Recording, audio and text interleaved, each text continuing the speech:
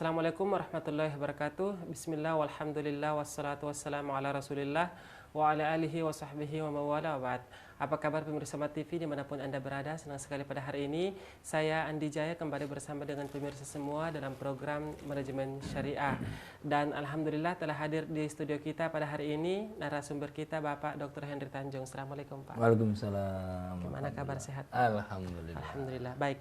Pada pertemuan kita sebelumnya di program Manajemen Syariah ini kita telah membahas belajar manajemen dari kisah Nabi Soleh, ya. Nabi Soleh alaihi salatu wassalam. Hari ini insya Allah kita akan membahas apa, Pak? Insya Allah Nabi Ayub. Nabi Ayub, ya. Seperti apa kisah Nabi Ayub dan bagaimana kita belajar manajemen dari kisah Nabi Ayub alaihi salatu wassalam. Langsung saja saya persilahkan kepada Bapak Dr. Henry Tanjung. Ya, bismillahirrahmanirrahim. Assalamualaikum warahmatullahi wabarakatuh. Waalaikumsalam warahmatullahi wabarakatuh. Para pemirsa sekalian yang berbahagia, alhamdulillah pada episode kali ini kita akan membahas tentang belajar manajemen daripada kisah Nabi Ayub alaihissalam. Para pemirsa sekalian di rumah yang berbahagia, boleh kita buka Al-Quran, ya, kita melihat bagaimana kisah-kisah daripada Nabi Ayub yang terdapat dalam Al-Quran. Tapi setidak-tidaknya, ya, nama daripada Nabi Ayub ini disebutkan dalam 4 surat. Ya, nama Nabi Ayub disebutkan dalam 4 surat. Ya, misalnya saja kita buka yang pertama surat An-Nisa ayat 163. Ini disebutkan nama Nabi Ayub, ya. Surat An-Nisa yaitu ayatnya 163. A'udzubillahi minasyaitonirrajim. Bismillahirrahmanirrahim. Inna auhayna ilaika, sesungguhnya kami memberikan wahyu, ya, mewahyukan kepada engkau. Maksudnya engkau itu adalah kepada Nabi Muhammad sallallahu alaihi wasallam. Kama auhayna ila Nuh, sebagaimana kami juga memberikan wahyu kepada Nabi Nuh. Wan nabiyyin min ba'dihi, dan nabi-nabi setelahnya. Jadi disebut Nabi Muhammad dan Nabi Nuh di sini. Kemudian wa awhayna ila Ibrahim, dan kami juga memberikan wahyu kepada Nabi Ibrahim, wa Ismail, dan kepada Ismail. Jadi disebut nama. Jadi para pemirsa sekalian, disebut nama langsung oleh Allah Subhanahu wa taala. Wa Ishaq, dan Ishaq, wa Yakub, dan Nabi Yakub, wal asbat, ya. Wal asbat ini dan anak cucunya. Ya. Kemudian siapa anak cucunya daripada Nabi Yakub itu, ya? Itu adalah wa Isa, yaitu Isa, wa Ayub, dan Ayub. Nah, di sini disebut nama Ayub, jelas sekali. Wa Yunus, dan Nabi Yunus, wa Harun, dan Nabi Harun, wa Sulaiman, dan Nabi Sulaiman. Wa ataina Dawuda Zabura, dan kami telah memberikan kitab Zabur kepada Daud alaihissalam. Jadi sebagaimana kita mengetahui Al-Quran diturunkan kepada Rasulullah Muhammad SAW, Nabi Daud diberikan kitab Zabur, ya. Nah, di sini disebutkan namanya langsung Ayub. Ya, jadi nama-nama nabi itu, kenapa kita tahu nama nabi itu ada 25, nabi dan rasul, itu yang tercantum saja dalam Al-Qur'an. Yang namanya disebutkan langsung oleh Allah Subhanahu wa taala. Ya. Padahal nabi pun banyak, ya, nabi-nabi itu banyak. Ya. Menurut riwayat ada 124.000 para nabi itu. Tapi yang hanya tercantum saja dalam Al-Quran hanya 25, karena disebutkan namanya langsung, ya, yaitu Nabi Ayub. Nah, kemudian para pemirsa sekalian bisa juga kita buka Al-Quran surat Al-An'am. Ya, Al-An'am ini surat yang ke-6. Ya. Ayatnya ayat 84, ya. Surat Al-An'am ayat yang ke-84. Ya. Ya, ini mungkin bisa dibacakan sama Ustaz Andi biar kita sama-sama berpahala. Ayat 84, ya, surah Al-An'am ayat yang ke-84, ya. Pemirsa juga bisa melihat, ya, boleh membuka mushafnya, surah Al-An'am surah ayat yang ke-84. A'udzu billahi minasy syaithanir rajim. وَوَهَبْنَا لَهُ إِسْحَاقَ وَيَعْقُوبَ كُلًّا هَدَيْنَا وَنُوحًا هَدَيْنَا مِنْ قَبْلُ وَمِنْ ذُرِّيَّتِهِ كلا هدينا ونوحا هدينا من قبل ومن ذريته داود وسليمان وأيوب ويوسف وموسى وهارون وكذلك نجزي المحسنين. Ya, wa wahabna lahu Ishaq, dan kami telah menganugerahkan Ishak, wa Yakub, dan Yakub ini maksudnya kepada Nabi Ibrahim, ya, karena cerita sebelumnya adalah tentang Nabi Ibrahim. Kullan hadaina, ya, masing-masing mereka kami berikan petunjuk. Wa Nuhan hadaina, dan Nuh juga, Nabi Nuh juga kami beri petunjuk, min qablu, sebelumnya. Wa min zurriyatihi, dan daripada keturunan-keturunannya. Apa itu? Ya, siapa itu? Daud. Nah, saya disebutkan Daud, siapa lagi? Wa Sulaiman, siapa lagi? Ayub. Nah, ya. Jadi nama Ayub disebut juga di dalam surat ini, dan juga nama Yusuf, Musa, Harun, ya.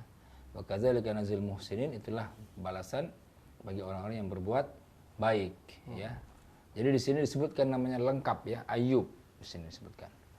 Nah, kemudian kita bisa lihat lagi, ya, surat ini kisah Nabi Ayub yang ketiga, ya, tapi ini kisahnya singkat, ya, yaitu surat Al-Anbiya, yaitu surat yang ke-21, ya, ayatnya 83 sampai ayat 84, ya. Surat Al-Anbiya, para pemirsa di rumah boleh juga dibuka Al-Qur'annya. Al-Anbiya surat 21 ayat 83 sampai 84, ya. Bisa tolong dibacakan? Ya. Surah Al-Anbiya ayat yang 83. ke-83 dan 84, ya. Ya, Pemirsa di rumah juga bisa membuka mushafnya, kita baca sama-sama. Wa ayyuba idh nada rabbahu anni massaniyad durru wa anta arhamur rahimin. فاستجبنا له فكشفنا ما به من ضر وآتيناه أهله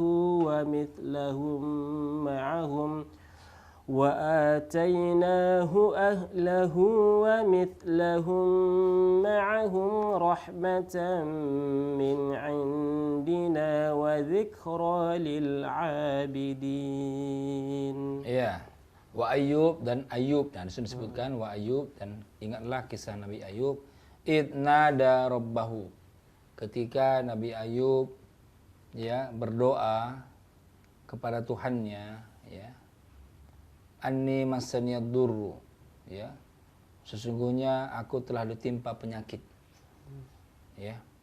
Ini dalam tafsirnya beliau mengidap penyakit kulit, ya, yang lamanya 18 tahun. Para pemirsa sekalian, sakitnya Nabi Ayub ini sakit menahun, ya, 18 tahun. Jadi kita bisa bayangkan betapa hebat penderitaan daripada Nabi Ayub. Tapi beliau selalu apa? Selalu berzikir, ya. Walaupun sudah begitu, berdoa tidak pernah putus asa. Apa doanya? Inni massaniyad durru wa anta arhamur rahimin, ya.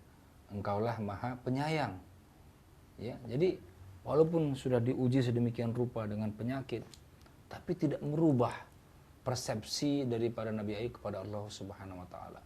Persepsinya apa? Wa anta arhamur rahimin. Engkaulah ya Allah yang Maha Penyayang dari semua yang penyayang. Ya.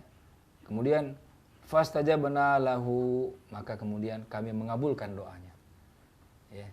Jadi doa-doa para nabi itu Allah kabulkan karena kesabaran para nabi yang luar biasa. Fastajabna lahu, kami kabulkan doanya. Fakashafna, maka kami lenyapkan ma bihi mindur, apa-apa yang adanya terdapat penyakit, begitu, ya. Istilahnya dihilangkanlah penyakitnya, disembuhkanlah penyakitnya. Wa atainahu ahlahu, dan kemudian kami kembalikan keluarganya, ya, wa mislahum, ya, dan kami kami lipat gandakan jumlah mereka, ma'ahum, rahmatan, sebagai apa? Sebagai rahmat, sebagai kasih sayang, min indina, daripada kami, daripada sisi kami, wa dzikra lil abidin, ya, dan untuk menjadi peringatan bagi semua yang menyembah, bagi semua yang beribadah kepada Allah Subhanahu wa taala. Ya, ini ayatnya pendek, hanya 2, ya. Tapi di sini disebutkan bagaimana Nabi Ayub itu berdoa, ya, di dalam sakitnya, tetapi walaupun dia sakit begitu hebat, begitu lama, tidak merubah persepsinya kepada Allah Subhanahu wa taala. Dia tetap mengatakan wa anta arhamur rahimin, ya, sehingga kemudian Allah kabulkan doanya, Allah lenyapkan penyakitnya, Allah kembalikan keluarganya, ya, itulah sebagai sayang Allah kepada Nabi Ayub alaihissalam, ya. Nah, yang agak lengkap itu ada pada surat As-Sad, ya, surat yang ke-38 ayat 41 sampai ayat 44, ya. Ini yang agak lengkap, yang ada runtutan, ya. Peristiwanya bagaimana kisah yang dialami oleh Nabi Ayub alaihissalam. Tafadhol Ustaz Andi. Iya. Baik. Surah Sad ayat yang ke-41 sampai ayat yang ke-44, ya. Ya. Kita baca bersama ya pemirsa di rumah. واذكر عبدنا أيوب إذ نادى ربه أني مسني الشيطان بنصب وعذاب اركض برجلك هذا مغتسل بارد وشراب. Kita bacakan dulu terjemahannya, Ustaz. Ya, boleh, silakan. Dan ingatlah akan hamba Ayub ketika dia menyeru Tuhannya, sesungguhnya aku diganggu syaitan dengan penderitaan dan bencana. Allah berfirman, hentakkanlah kakimu, inilah air yang sejuk untuk mandi dan untuk minum. Wa wahabna lahu ahlahu wa mithlahum ma'ahum rahmatan minna wa dzikra li ulil albab. وخذ بيدك ضغثا فاضرب به ولا تحنث إنا وجدناه صابرا نعم العبد إنه أواب. Dan kami anugerahi dia dengan mengumpulkan kembali keluarganya, dan kami lipat gandakan jumlah mereka sebagai rahmat dari kami dan pelajaran bagi orang-orang yang berpikiran sehat. Dan ambillah seikat rumput dengan tanganmu, lalu pukullah dengan itu, dan janganlah engkau melanggar sumpah. Sesungguhnya kami dapati Ayub seorang yang sabar, dialah sebaik-baik hamba, sungguh dia sangat taat kepada Allah. Iya. Jadi para pemirsa sekalian yang berbahagia, pada surat As-Sad ini, surat yang ke-38 ini, pada ayat 41 Allah berfirman, "Wadhkur 'abdana Ayyub," dan ingatlah, ya, akan hamba kami yang bernama Ayub. Kenapa? Apa yang harus diingat? Diingatlah ketika dia menyeru kepada Tuhannya, bahwasanya dia telah ditimpa dengan azab, ya, dengan apa? Dengan penderitaan. Yeah. Kalau yang tadi disebut anni masanya durru. Kalau di sini anni masanya syaitan. Ya, binusbi wa azab. Kalau tadi anni masad durru wa anta arhamur rahimin. Ya. Nah, kemudian pada ayat 42-nya Allah berfirman urkut birijlik, ya. Hentakkanlah kakimu, kemudian keluarlah air dari situ. Yeah. Jadi kalau Nabi Ismail kan hentak Zam-Zam keluar. Yeah. Nah, ini pun dihentak juga. Tapi yang keluar bukan Zam-Zam, ya, air yang dengan air itu penyakitnya sembuh. Yeah. Subhanallah. Kita akan lanjutkan ya terjemahan dari surah Sad ini, surah dari 41 sampai 44 setelah setelah jeda pariwara berikut ini. Baik. Pemirsa jangan kemana-mana, kami akan segera kembali.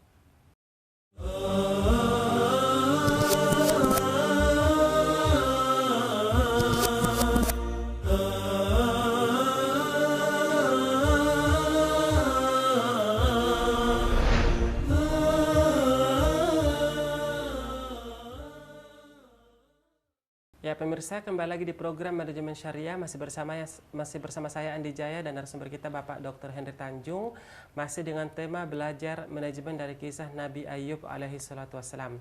Baik, Ustaz, tadi kita telah sempat membahas atau membaca terjemahan ya Quran surah Shad ini dari di ayat 41.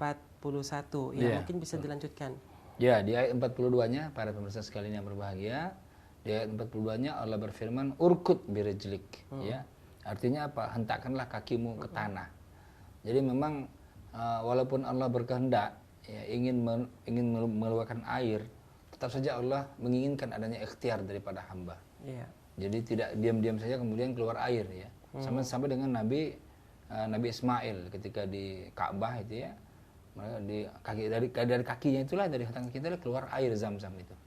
Jadi begitupun dengan Nabi Ayub ya. Ini artinya kita tidak boleh berdiam diri dalam menjemput rahmat Allah itu. Ya, kita harus ikhtiar ya.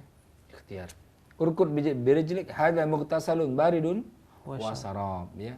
Ini adalah air yang sejuk untuk mandi ya, mughtasal untuk mandi, wa sarab dan untuk minum. Ya. Jadi mandi itu untuk apa? Ternyata untuk menyembuhkan penyakit daripada Nabi Ayub. Ya. Juga untuk minum. Jadi penyakitnya luar dalam disembuhkan oleh Allah Subhanahu wa taala. Ya. Nah, kemudian pada ayat yang ke-43 Allah berfirman, "Wa wahabna lahu ahlahu," dan kami anugerahi dia dengan mengumpulkan kembali keluarganya. Kemudian wa mislahu ma'ahum rahmatan minna ya. Dan kami lipat gandakan jumlah mereka sebagai rahmat daripada kami, wa dzikra liulil albab ya. Karena pelajaran bagi orang-orang yang berpikiran, ya, yang berfikir. Ya, di sini disebutkan yang berpikiran sehat ya. Ulul albab itu orang yang selalu berfikir dan berzikir sebenarnya. Ya. Kemudian ayat yang ke-44-nya Allah berfirman wa khudh biyadika, dan ambillah dengan tanganmu digsan. Ya, digsan ini seikat rumput ya, atau seikat lidi atau seikat pelepah ya. Kemudian fadrib bihi, dan pukullah dengannya siapa? Istrimu ya. Nah, ya. Kemudian wala tahnas ya, janganlah engkau melanggar sumpah. Jadi sumpah itu tidak boleh dilanggar. Inna wajadna sabiran. Ya, inna wajadnahu sabiran, sesungguhnya kami mendapati engkau. Berarti dia adalah seorang yang sabar. Ni'mal abd innahu awwab ya. Dia adalah sebaik-baik hamba, sungguh dia adalah sangat taat kepada Allah Subhanahu wa taala. Baik. Ya, ini, itulah terjemahannya ya, daripada surat As-Shad ini. Dan sebagaimana yang kita sebutkan di awal tadi bahwa bercerita tentang Nabi Ayub alaihi salatu wassalam, kurang lebih ada 4 surah ya yang menyebutkan Nabi Ayub secara langsung, yaitu di surah An-Nisa di ayat 163, kemudian di surah Al-An'am ayat ke-84, surah Al-Anbiya 83 sampai 84, dan yang terakhir kita baca ya pemirsa di rumah, surah Shad ayat 41 sampai ayat 44 ya. Namun Ustadz, kalau kita melihat dari surah yang pertama kita bacakan sampai di ayat surah yang keempat ini, sepertinya belum ada penjelasan yang lebih terperinci, yang lebih detail bagaimana sebenarnya kisah Nabi Ayub alaihi salatu wassalam, bagaimana dengan keluarga beliau, bagaimana dengan istri beliau yang melayani, apakah dengan sepenuh hati atau seperti apa. Dan di sini ada ayat yang di ayat yang keempat, dan ambillah seikat rumput dengan tanganmu, lalu pukullah dengan itu, dan janganlah engkau melanggar sumpah. Nah, sebelum kita membahas ayat yang keempat ini, apakah ada sumber-sumber lain yang menjelaskan secara terperinci bagaimana sebenarnya kisah Nabi Ayub alaihi salatu wassalam? Karena ini pembahasannya sangat menarik tentang penyakit yang diderita selama bertahun-tahun dan lain-lain sebagainya. Iya, jadi ini pertama tentunya ada dari hadis ya, kitab hadis. Kemudian kita ambil daripada tafsirnya Ibnu Katsir. Kemudian juga saya ambil daripada kitabnya Ibnu Asakir ya. Kemudian juga daripada beberapa kisah-kisah para sahabat. Misalnya saja dalam hadis riwayat daripada Anas, itu dijelaskan ya, sakit Nabi Ayub ini adalah sakit kulit ya, sejenis sakit kulit yang lamanya beliau sakit itu 18 tahun. Jadi para pemirsa sekalian, bisa dibayangkan ya, orang sakit selama 18 tahun.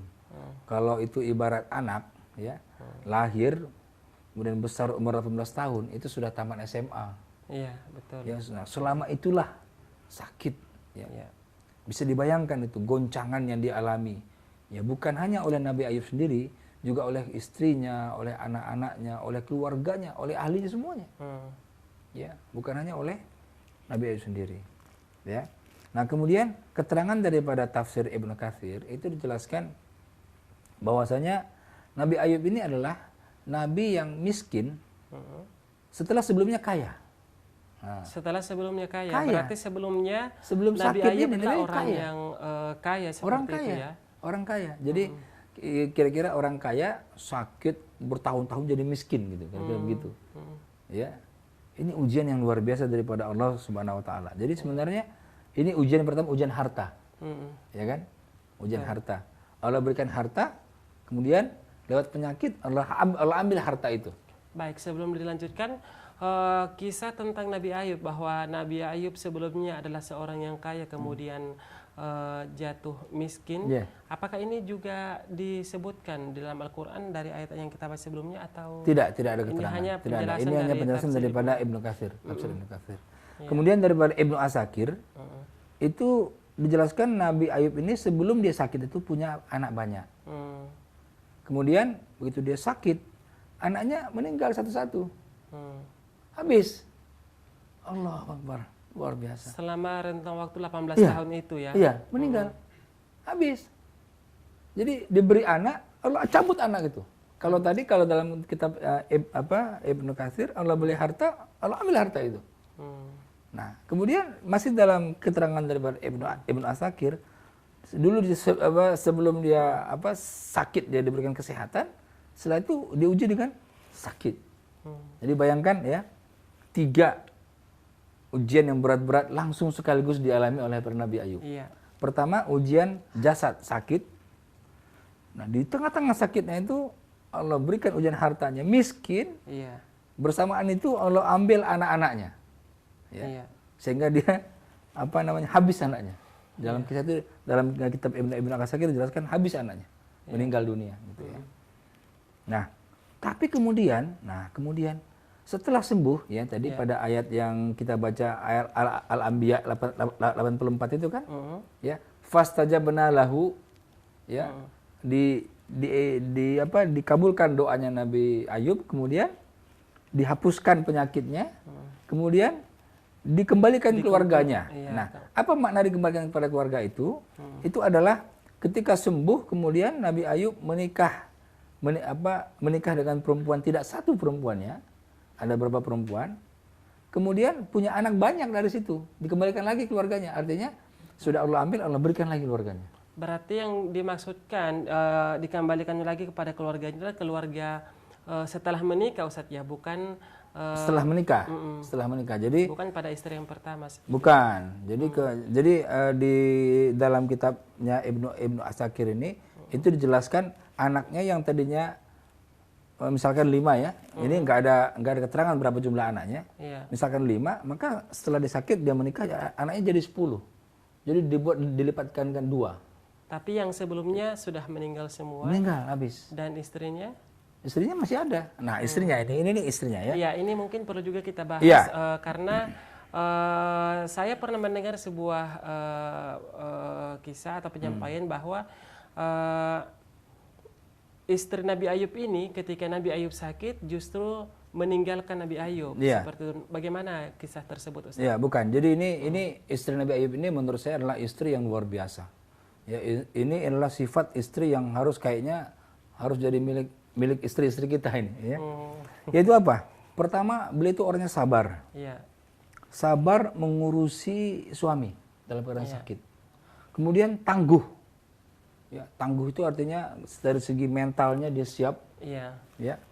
Dan kuat fisiknya. Iya. Ya. Nah, bagaimana tangguh itu? Dijelaskan dalam kitabnya kisah-kisah dalam Al-Qur'an, ya.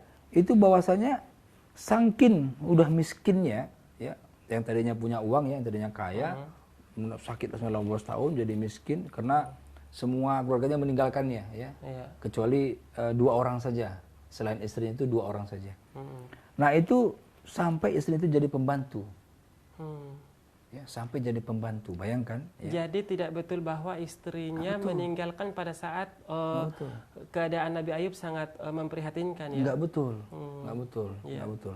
Jadi itu saya juga enggak tahu dari mana kisah-kisah itu diambil ya. Tapi yang jelas kisah yang terpercaya adalah istri Nabi Ayub adalah orang yang pertama sabar, tangguh meski menjadi pembantu, dan dia kuat fisiknya. Bagaimana melayani seorang suami yang sakit selama 18 tahun. Ya. Nah, kemudian tadi kenapa kemudian diambil sikat rumput? Nah, itu tadi ya.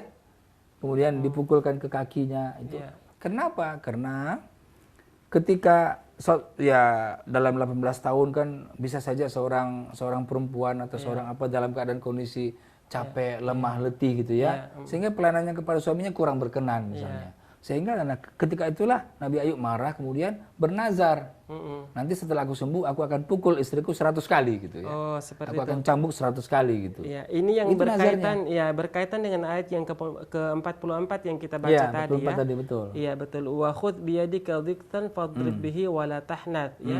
Dan ambillah seikat rumput dengan tanganmu lalu pukullah dengan itu dan janganlah engkau melanggar sumpah. Iya. Ini terkait dengan nazar daripada Nabi Ayub karena suatu ketika dia mendapati istrinya tidak melayaninya dengan baik, sehingga dia kesel kemudian dia bernazar seperti itu. Tapi kan akhirnya ketika dia sembuh dia menyesal. Iya. Dan perlu kita catat seperti penjelasan Ustaz tadi bahwa istri Nabi Ayub ini bukan seorang yang durhaka ya. Bukan. Iya. Ya, tapi kita bisa pahami lah ya. Iya. 18 tahun mengurus orang sakit itu seperti apa itu beratnya. Dalam waktu 18 tahun itu bukan waktu yang sebentar bisa saja kan muncul rasa ketika kita capek kan bisa saja kesal kan, namanya manusiawi kan. Para pemirsa sekalian di rumah bisa juga dibayangkan misalnya punya orang tua katakan. Orang tua itu tidur aja di rumah ya. Kemudian kalau buang air kita yang siapkan airnya, bispotnya segala macamnya. Nah, kita mengurusnya selama puluhan tahun. Bayangkan. Suatu ketika mungkin kita bukan kita nggak mau, tapi kadang-kadang ada kondisi-kondisi di mana kita bisa saja jenuh ya. Bisa saja kita dalam kondisi yang tidak fit atau kita kurang sehat misalnya. Kita tidak melayani dengan maksimal. Nah, kemudian marah dia, kemudian bernazar seperti itu. Yang kemudian akhirnya dalam kisah itu dijelaskan, akhirnya Nabi Ayub itu menyesal, dia nggak mau mencambuk istrinya. 100 kali nggak mau dia. Nah, makanya turun firman Allah, wala tahnas. Jangan kamu melanggar sumpah. Kenapa? Karena Nabi Ayub itu sudah bersumpah. Iya. Mau mencambuk istrinya 100 kali. Nah, tapi apa? Dicarikan solusi ya, karena dia sayang sama istrinya yang luar biasa. Iya.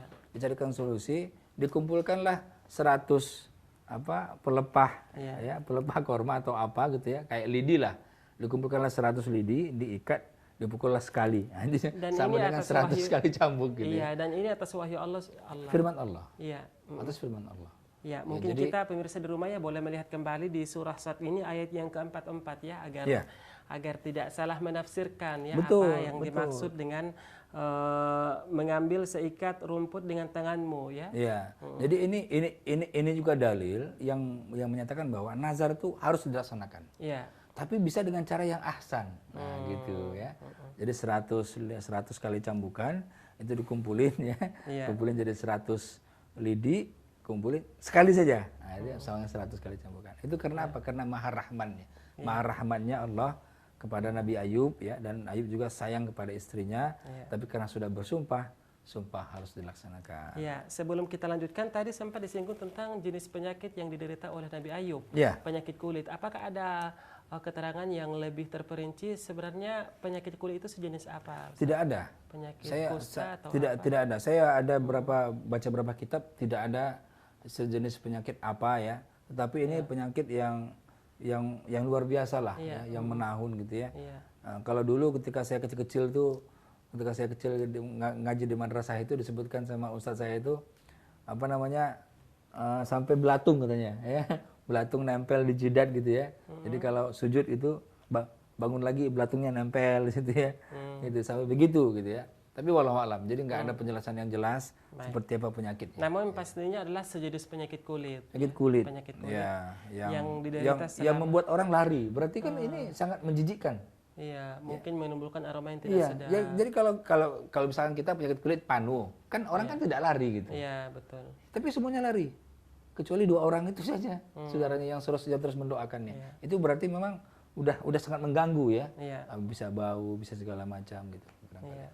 Masya Allah ya, mengharukan sekali kisah Nabi Ayub alaihissalam dengan jangka waktu 18 tahun menderita sakit tersebut.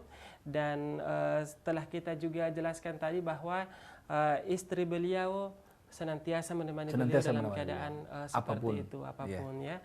Baik, menarik sekali pembahasan dari kisah Nabi Ayub alaihissalam. Dan setelah jeda pariwara kita akan kembali membahas ya lebih terperinci, belajar manajemen apa yang bisa dipelajari dari kisah Nabi Ayub alaihissalam.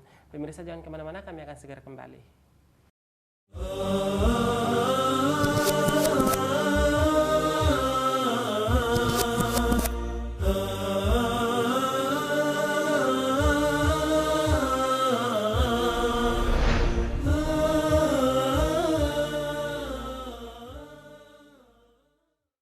Ya, pemirsa, kembali lagi di program Manajemen Syariah. Masih bersama saya Andi Jaya dan narasumber kita Bapak Dr. Henry Tanjung. Masih dengan tema belajar manajemen dari kisah Nabi Ayub alaihi salatu wassalam. Baik, tadi telah kita bahas ya Ustadz ya, ada terjemahan dan kita juga telah memberikan beberapa tambahan rincian terkait dengan kisah Nabi Ayub alaihi salatu wassalam yang mungkin belum disebutkan dalam Al-Quran. Ya, betul. Ya. Belajar manajemen dari kisah Nabi Ayub alaihi salatu wassalam. Seperti apa manajemen yang bisa kita ambil dari kisah Nabi Ayub alaihi salatu wassalam? Iya. Jadi para pemirsa sekalian yang berbahagia, belajar daripada kisah Nabi Ayub alaihissalam ini, kita mendapat penghargaan yang pelajaran yang luar biasa daripada kesabaran Nabi Ayub alaihissalam. Ya, bahwasanya kesabaran itu pasti akan membawa kemenangan. Ya. Kesabaran itu pasti akan membawa kesuksesan. Ya, kesabaran itu sebenarnya selevel dengan syukur. Sabar sama syukur itu sama saja. Ya, apa buktinya? Ya, kita lihat dalam surat 38, surat Shad ayat 30, itu Allah menjelaskan tentang Nabi Sulaiman yang kaya dan bersyukur. Nabi Sulaiman yang kaya dan bersyukur. Pada surat 38 masih pada ayat surat yang sama, ayat 44, Allah menggambarkan Nabi Ayub yang miskin dan sabar. Ya. Nah, mana kira-kira yang lebih baik? Kaya bersyukur atau miskin sabar? Ya, para pemirsa sekalian boleh menjawab dalam hati, mana yang lebih baik? Kaya bersyukur atau miskin sabar? Ya. Nah, kalau pendapatnya Ibnu Qayyim dalam kitabnya Uddatus Sabirin, ya, kaya syukur dengan miskin sabar, dua-duanya sama. Ya. Nah, di mana buktinya? Ya. Kalau kita lihat ujung ayat yang menggambarkan tentang Nabi Sulaiman, itu surat Shad ayat 30, ya. Itu disebutkan apa? Wa wahabna li Dawud wa Sulaiman, ya, wa wahabna li Dawud Sulaiman, ni'mal ab innahu awwab. Ya. Ni'mal ab innahu awwab. Ya. Jadi dia adalah sebaik-baik hamba, sungguh dia taat kepada Allah. Dia adalah sebaik-baik hamba, sungguh dia taat kepada Allah. Pada ayat 44 ketika menggambarkan Nabi Ayub, Allah menggambarkan dengan teks yang sama. Ya, dengan teks yang sama. Ya. Inna wajadnahu sabiran ni'mal ab innahu awwab. Sama persis. Ya, ni'mal ab innahu awwab. Ayat yang ke-30, ni'mal ab innahu awwab. Ya. Ni'mal ab innahu awwab. Sama persis. Dia adalah sebaik-baik hamba. Ya. Dia adalah sebaik-baik hamba, sungguh dia sangat taat kepada Allah. Jadi sama menggambarkan bagaimana orang kaya bersyukur dan orang miskin yang sabar itu sama. Ya. Jadi itulah makanya dalam sebuah hadis dijelaskan ajabul lil abdul mukmin, ya, sangat ajib ya urusannya orang-orang mukmin ini. Kenapa? Bagi dia tak ada masalah, Ya. Ketika dia diberikan rezeki dia bersyukur, Ya. diberikan kekurangan dia bersabar. Ya. Jadi luar biasa, ajib ya. Ya. Nah, itu yang pertama. Jadi kesabaran ya pasti ya atau akan membawa pada kesuksesan. Jadi itu yang pertama. Kemudian yang kedua, ya kemudahan-kemudahan itu akan kita peroleh setelah mendapatkan kesulitan yang luar biasa. Ya.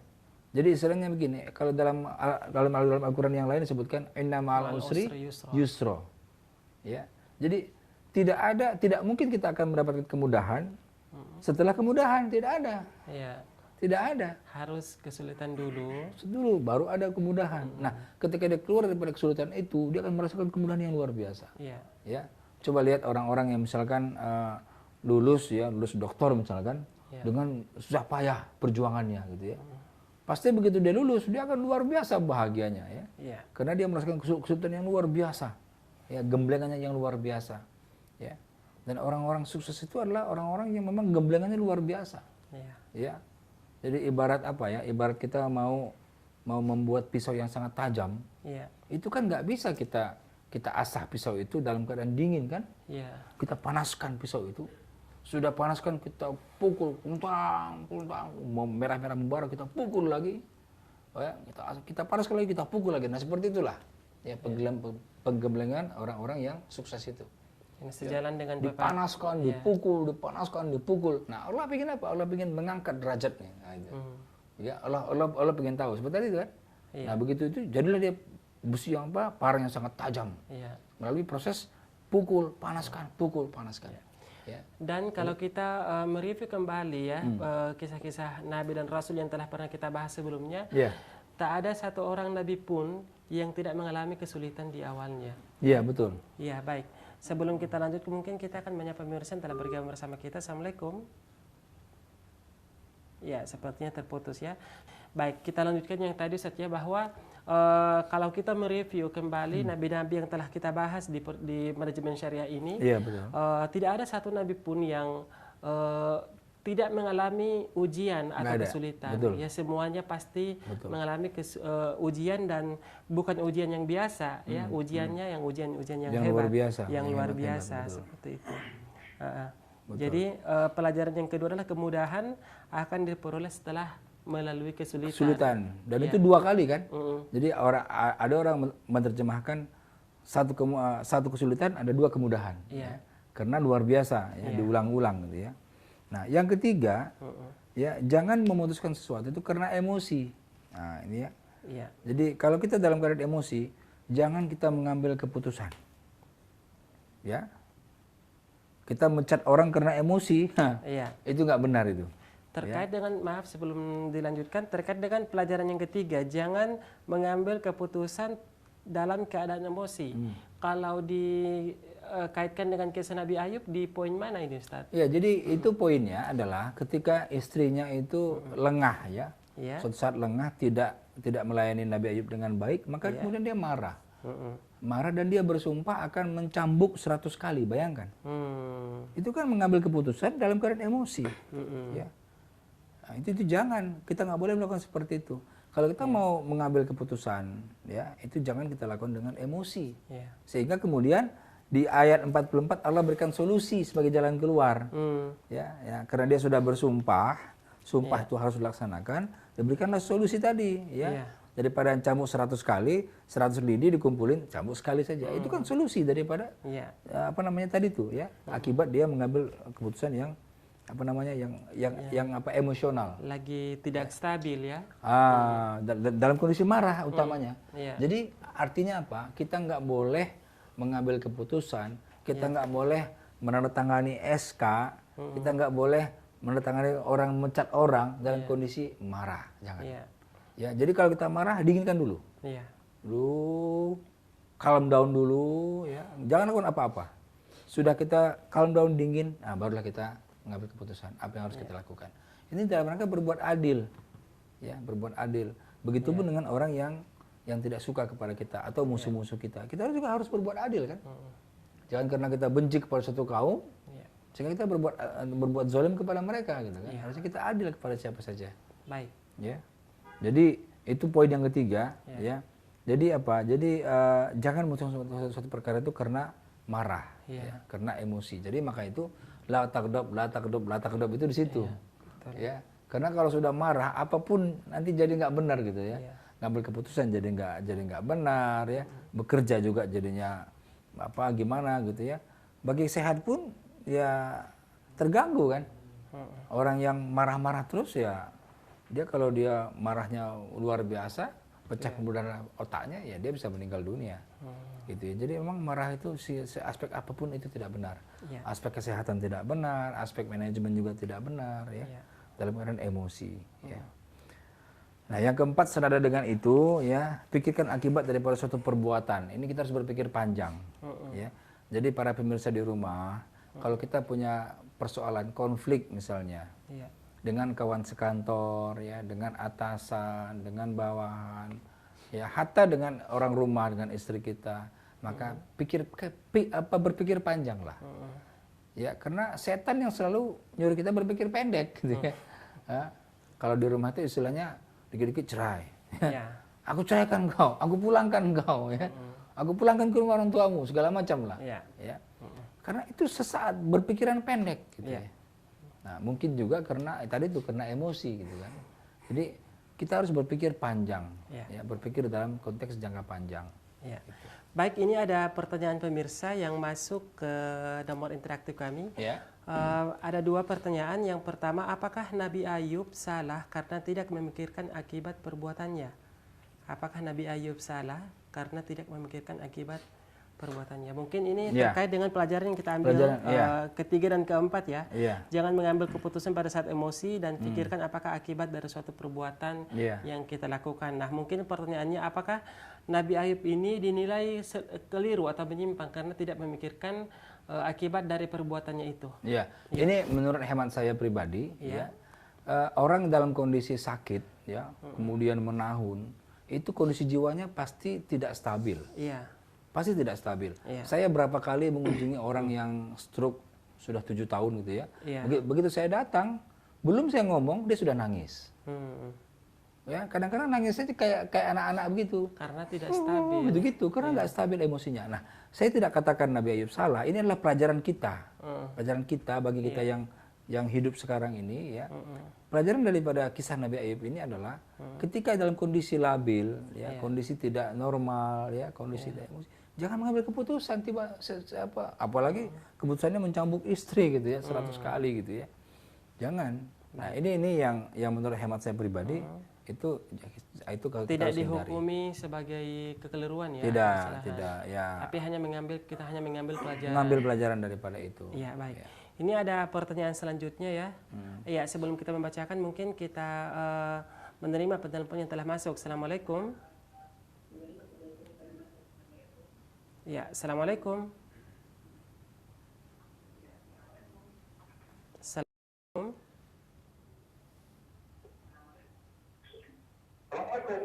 Waalaikumsalam warahmatullahi wabarakatuh. Iya, dengan Bapak siapa di mana? Iya. Abdul Nasir di Sidoarjo. Dari Abdullah di Sidoarjo. Abdul Latif ya. Silakan Pak Abdul Latif. Baik, Abdul Latif. Ya, silahkan Pak dengan pertanyaannya. Ya, ada dua pertanyaan saya. Ya. Yang pertama, kita kan 18 tahun. 18 ya. 18 tahun. 18 Pak. 18 tahun sakitnya beliaunya. Iya. Kemudian caranya dakwahnya gimana gitu loh. Ya. Yang kedua, ini pesannya apa ya? Harusnya kalau Nabi kemudian diminta untuk dakwah, kan harus minimal dibekali kesehatan gitu loh. Ya ini malah malah sakit. diberi sakit gitu loh. Ini pesannya apa sebenarnya gitu. Terima kasih. Baik. Ya, pertanyaannya sudah dipahami ya. Waalaikumsalam warahmatullahi wabarakatuh. Ya. Dari Pak Abdul Latif ya di Sidoarjo. Yang pertama, 18 tahun menderita sakit. Lalu bagaimana dengan dakwah Nabi Ayub sendiri? Silakan, Iya, Pak. jadi memang di dalam Al-Qur'an itu memang tidak ada penjelasan mengenai dakwahnya Nabi Ayub, Pak Latif ya. Dan saya juga coba membaca di beberapa kitab-kitab tafsir, juga tidak dijelaskan. Iya. Ya, jadi saya nggak tahu apa jawabannya untuk pertanyaan pertama. Kemudian untuk pertanyaan kedua, Biasanya apa pelajaran? Dibekali dengan kesehatan. Namun untuk dia berdakwah. Iya, namun di Nabi Ayub ini adalah ditimpa penyakit sama 18 tahun lalu. Pesan apa yang bisa diambil dari Nabi Ayub? Iya, jadi gini, kalau Nabi itu kan memang orang-orang yang Allah pilih ya. Iya. Jadi tidak sembarang orang yang Allah pilih. Kemudian apa pelajarannya untuk umat-umat setelahnya? Jelas itu ya. Jadi kisah-kisah dalam Al-Quran ini itu bukan kisah-kisah yang miskin pada pelajaran. Kisah-kisah dalam Al-Quran adalah kisah-kisah yang sangat-sangat syarat ya. Sangat-sangat syarat ya. Syarat kan sudah banyak ya. Iya. Sangat-sangat syarat dengan pelajaran Pelajaran yang bisa diambil. Jadi pelajaran apa? Kesabaran utama yang paling utama. Jadi kalau misalkan kita punya saudara sakit, stroke menahun 7 tahun, 10 tahun, ingat aja kisah Nabi Ayub ya. Mungkin dia akan lebih besar hatinya. Nabi Ayub 18 tahun, saya baru 10 tahun misalnya begitu. Jadi apa ya, kita punya file di kepala kita ya, bahwasanya ada kisah, ada orang sebelumnya yang mengalami hal yang lebih hebat daripada kita. Iya. Sehingga hati kita akan punya rasa syukur. Iya, betul. Itulah sebenarnya. Jadi dakwah itu kan mengajak orang. Iya. Ya, da'i ya, jadi mengajak orang, waman ahsanu qaulan mimman da'a. Ya. Siapakah lagi yang paling baik perkataannya daripada orang yang mengajak kepada Allah? Artinya apa? Untuk taat beribadah. Ya, untuk dekat kepada Allah, untuk bagaimana kita mengamalkan ajaran-ajaran Islam itu sendiri. Iya. Ya, jadi ajaran Islam yang paling sulit itu adalah sabar. Iya. Paling enak di mulut. Iya. Sabar ya. Apalagi kalau teman kita meninggal dunia, sabar. Kita bilang sabar, sabar. Begitu kita yang kena meninggal dunia ayah kita, enak aja lu bilang sabar. Karena sabar itu sulit sekali. Ya, baik, seperti itu. Kecuali orang-orang untuk penelpon selanjutnya, Assalamualaikum. Assalamualaikum. Waalaikumsalam warahmatullahi wabarakatuh. Dengan siapa, di mana? Aisyah di Lampung. Oh iya, Mbak Aisyah dari Lampung. Silahkan Mbak dengan pertanyaannya. Iya, waktu itu kan saya baru saja menuntut ilmu syar'i. Terus saya itu tiba-tiba, saya itu sakit parah yang luar biasa. Sakit itu selama 1 bulan. Iya. Tapi tetangga saya itu mengunjungi saya. Iya. Dia bilang begini, katanya saya itu sekarang ini katanya sudah gila karena saya itu nggak kuat menuntut ilmu ini karena ini adalah ilmu yang tidak baik dan besar. Terus ada yang bilang lagi lebih baik saya mati daripada saya tersiksa seperti ini. Jadi saya itu selalu dan tabah menerima apa yang diucapkan oleh tetangga saya. Jadi saya sampai sekarang terus bertahan menuntut ilmu syar'i ini walaupun semua orang tidak peduli dengan apa yang saya pelajari. Baik. Pertanyaannya. Assalamualaikum. Waalaikumsalam warahmatullahi wabarakatuh. Ya, Mbak Aisyah dari Lampung punya semangat dalam menuntut ilmu. Itu semuanya godaan orang yang belajar ilmu syariat ya, orang yang belajar ilmu secara benar ya. Allah berikan ujian dulu, kemudian orang ngomong segala macam. Ini ditanggapi dengan apa? Dengan ikhlas saja. Iya. Mbak Aisyah ya. Jadi jangan kita kemudian terpengaruh dengan itu ya. Jadi kalau peribahasa mengatakan ya, anjing menggonggong kafilah tetap berlalu lah. Anjing gitu menggonggong kafilah berlalu. Tetap berlalu ya. Jadi kita terus saja kita belajar ini ya. Belajar ilmu syar'i tanpa sakit, Allah beri sakit sebulan itu ya untuk kalau sebulan insyaallah belum Mbak Aisyah bisa langsung mengingat kisah Nabi Ayub ya, bagaimana lamanya ya, ini baru sebulan. Ya, baik, untuk penelpon selanjutnya. Assalamualaikum. Assalamualaikum. Assalamualaikum. Iya, dengan Ibu siapa di mana? Sama Ibu Alpong dari Ciamis. Iya Bu, gimana Bu? Ya, silakan pertanyaannya Ibu. Iya, saya sekarang lagi sakit, terus udah sakit ini lagi, udah diobati sakit ini lagi, jadi Terus sakit di mana ya caranya saya pengen belajar sabar gitu. Baik. Mm-mm. Ya. Itu aja pertanyaan Ibu. Terima kasih. Assalamualaikum. Waalaikumsalam warahmatullahi wabarakatuh. Ibu Apong dari Ciamis ya. Iya. Ibu Penyakit Apong, tidak kunjung Ya. sembuh ya. Ibu Apong, cara Allah itu untuk supaya Ibu Apong dekat kepada Allah, itu bisa saja dengan Allah memberikan sakit. Iya. Ya, dengan sakit Bu Apong terus Ya. mengadu kepada Allah, dan Allah suka dengan kaduan-kaduan itu. Iya. Nah, bagaimana caranya supaya Bu Apong Tetap itu sabar. tetap sabar? Ingat kisah Nabi Ingat Ayub. kisah Nabi Ayub. Nah, 18 tahun loh Bu Apong. 18 tahun. Subhanallah. Betul, iya. Dan juga terkait dengan Mbak Aisyah tadi ya. Iya. Sekarang 1 bulan. Iya. 1 bulan masih sangat Masih, singkat ya iya, dibandingkan betul. dengan kisah Nabi Ayub 18 alaihi wassalam. Ya, menyambung dari pertanyaan Pak Abdul Latif tadi, pesan apa yang bisa diambil dari situ ya? Paling tidak pelajaran yang kita ambil adalah bagaimana sabarnya Nabi Ayub alaihi wassalam dan pujian yang Allah berikan kepada Nabi Ayub Betul. langsung disebutkan dalam Al-Qur'an ya. Iya. Ni'mal 'abd innahu awwab. Iya, Nah. betul sekali. Untuk penelpon selanjutnya, Assalamualaikum. Ya, terputus ya. Baik, ini masih ada satu pertanyaan Ustadz ya dari Umi Syifa Gorontalo ya. Tim kreatif kita masih ada waktu ya. Baik, saya bacakan dulu. Saya adalah seorang istri yang memiliki 4 orang anak yang masih kecil-kecil. Iya. Sementara suami saya sudah sakit parah berbulan-bulan dan sudah tidak bekerja lagi. Sementara saya sendiri pun sudah sakit-sakitan. Dan sementara saya sendiri sudah sakit-sakitan, tapi alhamdulillah saya masih tetap bisa merawat suami saya. Sementara saya bukan pribadi yang suka mengharapkan balas kasihan dari orang lain, padahal di situ saya tidak bisa berbuat apa-apa. Maka terkadang kami harus tidur dalam keadaan lapar. Yang penting saya tidak sampai meminta-minta kepada orang lain, karena saya yakin pertolongan Allah pasti akan datang, karena Allah tidak akan memberikan ujian di luar batas kemampuan hambanya. Maka apakah saya berdosa jika terkadang anak-anak saya harus menahan lapar? Dari Umi Syifa Gorontalo. Subhanallah. Saya jadi terharu mendengar pertanyaan dari Ibu Syifa ya. Ya, mungkin Ya, boleh Bu Syifa, diberikan, ya. Bu Syifa, tausiah-tausiah. apa yang Ibu Syifa lakukan itu luar biasa, Iya. ya. Menggugah kita semua, ya. Saya sangat terharu melihat tadi kisah tadi.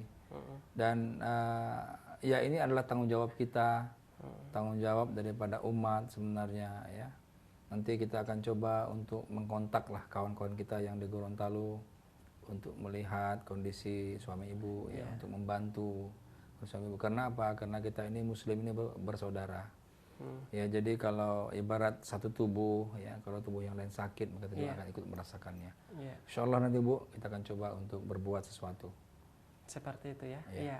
Ibu Syifa dari Umi Syifa dari Gorontalo ya. Tapi mungkin ada sedikit tausiah Ustaz untuk keadaan Umi Syifa. Ya, itu sudah luar biasa, ya, sudah luar biasa. Jadi pribadi yang hebat, ya, yang hanya bergantung kepada Allah Subhanahu Wa Taala, ya, dan ya itu kita harus tahu kondisi itu. Ya, jadi nanti umaro juga, ini saya juga himbau dalam kesempatan ini, saya himbau umaro, ya, pejabat-pejabat para pemimpin daerah yang ada di Gorontalo, Hendaknya hendaklah memperhatikan rakyatnya, sebagaimana dulu Umar sangat memperhatikan pada rakyatnya. Iya, betul sekali. Baik, sangat ya, masya Allah ya, saya juga jadi agak Subhanallah, ya, luar biasa ini. Dan kita harap mudah-mudahan Sore ini luar Umi biasa. Syifa dari Gorontalo ini diberikan kekuatan oleh Allah Subhanahu Wa Taala. Jangan pesimis, ihfadillah yahfaduka, ya. Jagalah Allah, niscaya Allah akan menjagamu. Mudah-mudahan diberikan kemudahannya Ibu Umi Syifa. Untuk penelpon selanjutnya, Assalamualaikum. Waalaikumsalam warahmatullahi wabarakatuh. Iya, dengan Bapak siapa di mana? Dengan Pak Simbolon Simbolon, ya. Simbolong dari? dari Medan. Ya. Baik, silakan Pak dengan pertanyaannya. Begini Pak, yang saya mau tanyakan kepada Pak Tanjung, Iya, Pak. Iya, silakan. yang dimaksud dengan ikhlas gimana Pak? Ikhlas yang sesungguh-sungguhnya Pak, yang sebenar-benarnya. Ikhlas. Ikhlas Pak ya? Dalam artinya, misalnya orang tua kita meninggal, layaknya menyampaikan ikhlas ya, sabar ya. Betul Pak, kita ikhlas. Tapi dalam hati kita berat untuk mengikhlaskan itu semua. Terima kasih Pak. Iya, sama-sama Pak. Pak Baik, Simbolon ya Pak dari Simbolon Medan, ini ya. dalam rangka tadi ya, kesabaran itu ya. Iya, betul. Jadi memang ikhlas dalam sabar itu memang kita kembalikan semuanya kepada pemilik problem. Jadi siapa itu pemilik problem itu? Allah Subhanahu wa taala. Ya, kita hidup di dunia ini memang dengan penuh dengan problem. Iya. Ya, masalah terus ya. Bahkan kalau kita tidak punya masalah, kita tidak hidup sebenarnya. Karena hidup itu adalah masalah dan masalah itu akan membuat kita menjadi hidup. Jadi hidup itu masalah, masalah itu hidup.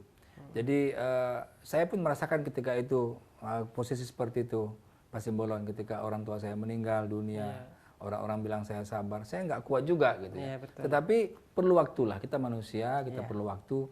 Jangan terus kita ingat-ingat ya. Ya istilahnya kan kalau orang bilang life must go on gitu ya. Jadi apa namanya, the show must go on ya. Jadi pertunjukan itu kan harus terus berjalan ya. Jadi walaupun apapun yang terjadi kita harus terus tegar menghadapinya. Kesedihan itu hal yang biasa. Ya, yang tidak boleh adalah terlalu berlama-lama dalam kesedihan. Iya.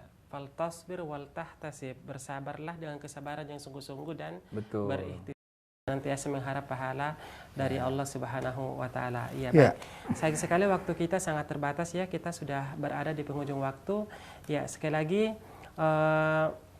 tidak ada kisah yang lebih terperinci tentang bagaimana dakwah Nabi Ayub alaihissalam. Selama yang kita dapatkan mungkin ada pemirsa di rumah, silahkan kita share ke kita. Iya, baik.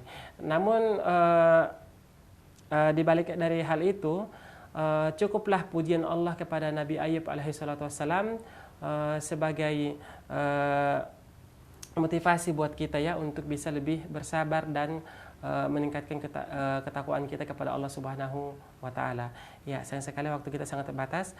Saya Andi Jaya dan narasumber kita Bapak Dr. Hendrik Tanjung mohon undur diri dan mewakili seluruh kru yang bekerja pada hari ini mengucapkan terima kasih yang sebesar-besarnya. Wassalamualaikum warahmatullahi wabarakatuh. Waalaikumsalam warahmatullahi wabarakatuh.